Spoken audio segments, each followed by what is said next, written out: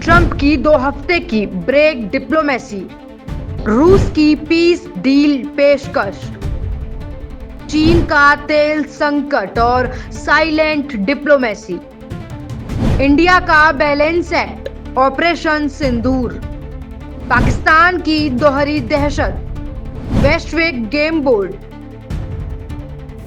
13 जून 2025 को इजराइल ने नतांज, इम्फान और परचिन जैसे परमाणु ठिकानों पर अनएक्सपेक्टेड हवाई हमले किए और करीब 200 फाइटर जेट से 100 से ज्यादा टारगेट को तबाह किया और इसे नाम दिया न्यूक्लियर थ्रेट पर प्रीएम्प्टिव स्ट्राइक का।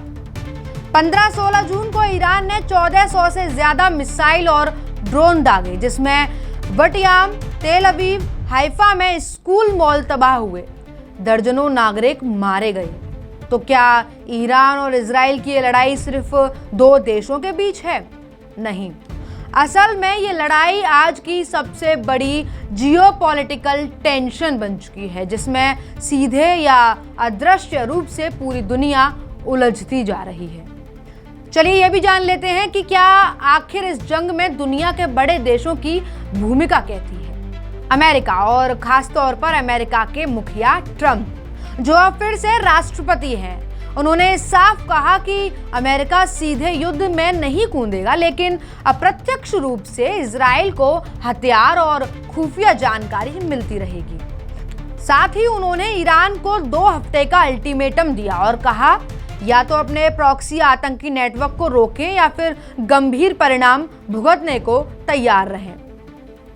वहीं रूस ने तुरंत अपनी कूटनीतिक चाल चली। रूस के राष्ट्रपति पुतिन ने कहा कि रूस दोनों देशों के बीच मध्यस्थता यानी मीडिएशन कराना चाहता है, लेकिन अमेरिका ने यह ऑफर ठुकरा दिया और तंज कसते हुए रूस को सुना दिया और कहा, आप पहले यूक्रेन वाला मामला संभालिए और बाद में दूसरों के घर की लड़ाइयों में झांकिए।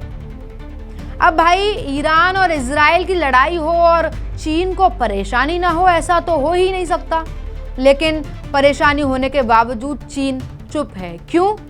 क्योंकि चीन की तेल सप्लाई का बड़ा हिस्सा ईरान से आता है और इस जंग की वजह से उसका एनर्जी सिक्योरिटी सिस्टम हिल चुका है।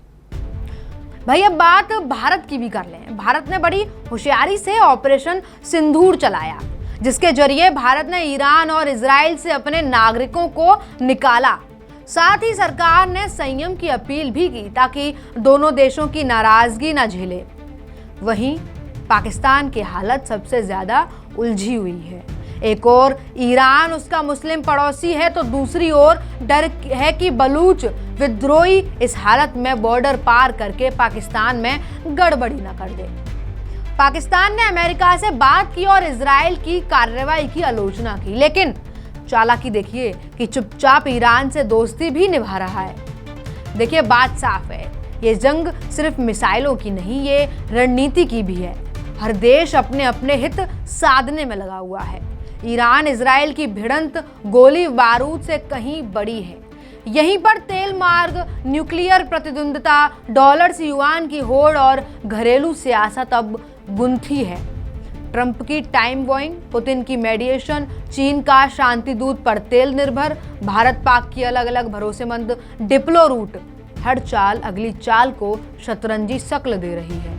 और सवाल बड़ा है, क्या ये जंग सीमित रहेगी या फिर वाकई दुनिया किसी बड़े संघर्ष की ओर बढ़ रही है? आगे की अपडेट्स के लिए देखते रहिए अपडेट इंडिया। मैं आपके साथ कृपा उपाध्याय।